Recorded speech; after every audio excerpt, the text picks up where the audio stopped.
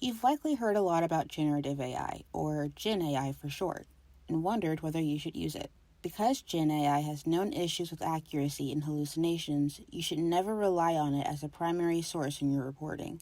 Instead, you can use it to identify primary sources. Let's look at an acceptable way to use GenAI for story research. Perhaps you're doing a story on potholes in your community. You'd like to include a quote from a city official, but you don't know where to start. GenAI tools can help you figure out which city department is responsible for coordinating roadwork and how to contact them. While there are many GenAI tools out there, different tools have different strengths. Because Perplexity.AI accesses web information in real time, it's a good choice when you need to access current information. Additionally, a recent analysis by Tech Insider found it has high factual accuracy and citation quality.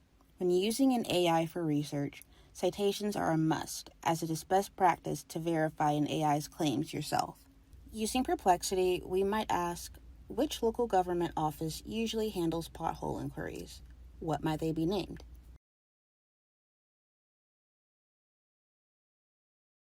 Perplexity lets us know that these queries may be handled at the city, county, or state level, depending on who is responsible for the roadway in question, and that the office usually has public works or street maintenance in its name. As a follow-up question, you might ask, what is the office called in Columbia, Missouri, and how do I contact them?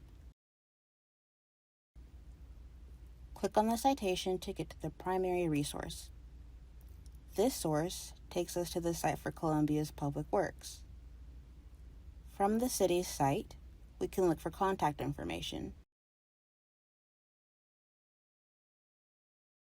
While the phone number Perplexity suggested matches, by going directly to the source, we can find a more specific email address to use as an initial point of contact.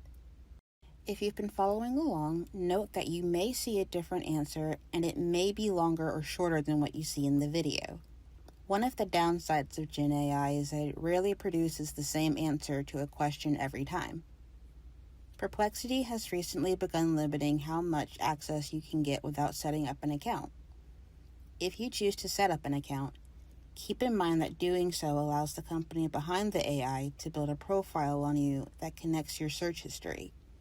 If you're concerned with data privacy, you can still use Perplexity for 1 to 2 questions at a time by opening a new private browser or incognito window every time you hit the registration wall.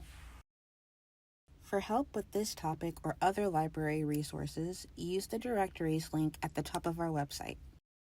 Ask the Libraries has a chat service staffed 24/7. Use subject librarians to find your 2 journalism librarians. Click their name to access their profile page for contact information or to schedule a meeting with them via MU Connect.